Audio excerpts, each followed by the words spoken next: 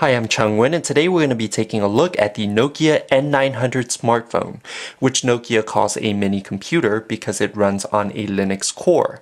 The operating system in this device is called the Maemo Linux OS, and in this generation it is Maemo 5, which, like Google Android, is based on Linux.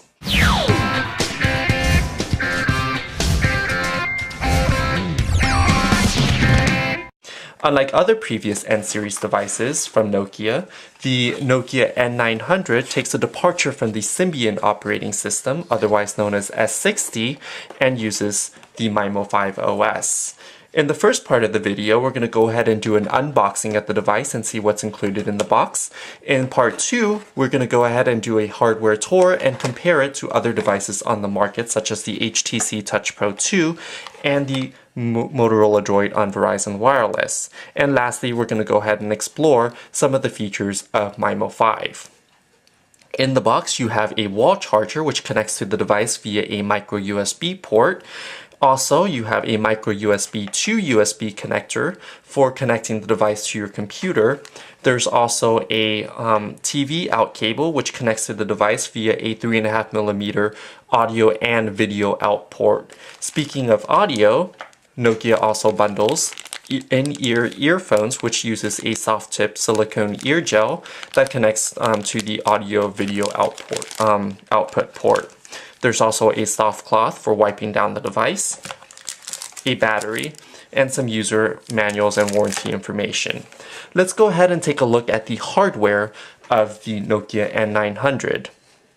The N900 is a multimedia capable device because it's part of the N-series family, which uses a Carl Zeiss optics for the camera. The camera has a sliding lens cover and features a 5-megapixel camera with dual LED flash on the back. The camera can also record video in DVD quality at 800 by 480 widescreen resolution. There's also a kickstand here, which when flipped out, you can place the device on a flat viewing surface and operate the device that way. In order to remove the back battery cover, you just insert a fingernail and start prying and lifting the battery cover off. In the device, underneath the battery, which one is installed already, you have the SIM card tray. In the US, the Nokia N900 operates on the T-Mobile Advanced Wireless Spectrum network and will not be compatible for 3G speed on AT&T 3G network, although it is a quad-band unlocked phone. The device features a micro SDHC card slot, which is accessible without having to remove the battery, which is a nice feature. The device also has 32 gigabytes of onboard memory, which is capacious enough to fill your device with music, video, and photos. Also, the N900 features 1 gig of application memory, of which 256 megabytes is reserved for RAM, so you should be able to multitask with ease on the device. The Nokia N900 has a resistive touchscreen that measures 3.5 inches diagonally. The touchscreen is viewable with 16 million colors and offers great color contrast and clarity.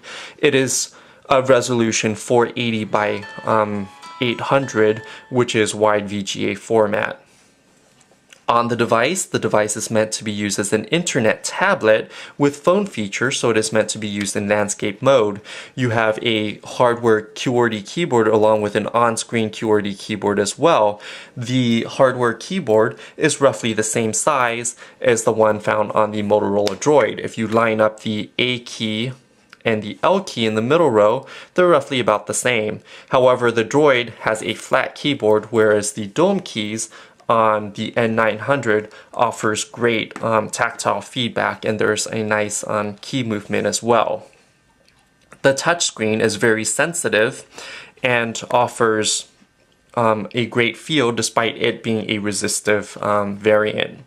Maemo 5 offers 4 home screens for you to place widgets and shortcuts, including visual shortcuts to internet pages. Here we have the Pocket Now page set up already on default. So if you tap the Pocket Now page, it should launch the Mozilla browser, which is custom made for the N900. The Mozilla browser can support Ajax and other third-party plugins, including Adobe Flash 9.4, which will render a lot of pages beautifully, including banner ads and YouTube videos.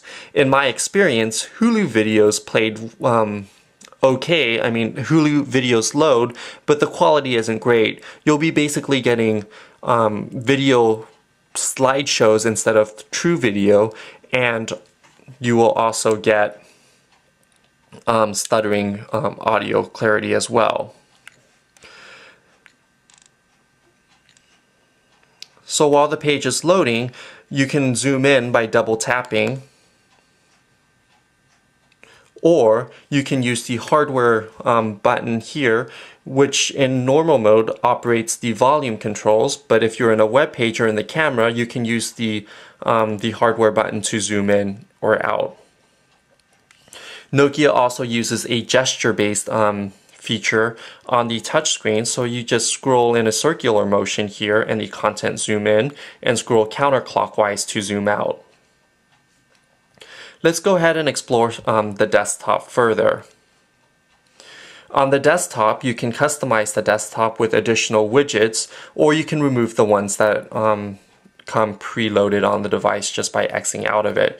You can move the widgets around, you can move them to different screens as well, which is a similar feature that we found on Samsung's TouchWiz UI or on the Google Android operating system on the Droid. Also as well, let's go ahead and done. You have a separate programs menu here, which will give you access to additional programs that you may not have space for on your home screen for shortcuts or widgets.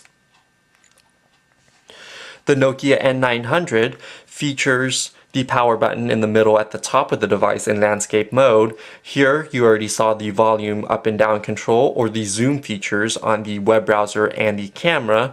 You also have the dual mode camera button, which when you press in once focuses, and if you press in again will capture a picture. At the far right side you have an infrared port, which is a novelty on today's market for smartphones. On the right hand side you have one of the two speakers. The device has stereo speakers. You'll also find another speaker on the left hand side. Here you have the screen toggle button, which toggles the lock screen, and also you have the TV and audio output port, which is 3.5 millimeters.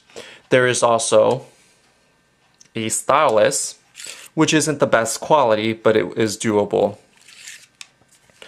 On the left-hand side, you also have the micro USB charging port. There's nothing really on the bottom, and the device has a metal frame, but a plastic body that is well built, much like the Touch Pro 2. Compared to the Touch Pro 2, the device has a better screen with better contrast and better color rendering. The device is a little bit thicker. The N900 is a little bit shorter than the Verizon Wireless Touch Pro 2. On the front of the device, you have a VGA quality web camera, light sensor to control the automatically control the screen brightness, as well as LED light indicators for notifications and to alert you if the device is charging or is fully charged. The phone function on the N900 is unique in that it is the only program at this time to be used in portrait mode. The phone integrates nicely with some voice over IP software, including Skype, although Google Voice isn't supported at this time, and hopefully a third party will come in and bring Google Voice support. With the N900, multitasking is a really great feature, and you have a visual task manager here where you can tap to go to different programs that are open, or you can close programs within the task manager itself. So this has been a quick look of the Nokia N900 and the Maemo 5 operating system, which runs on Linux. I'm Chung Win, and stay tuned for additional content on Maemo 5 on PocketNow.com.